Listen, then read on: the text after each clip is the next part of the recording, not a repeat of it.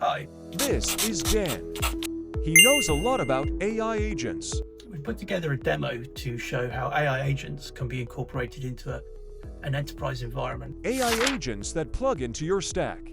using tools that you probably already have, such as Microsoft Teams and Azure Integration Services.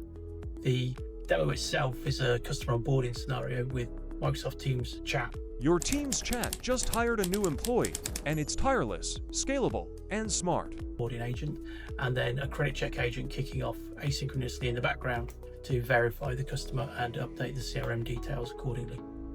The idea behind the demo is to show that what it actually looks like for an enterprise environment to incorporate a sort of pluggable agent architecture.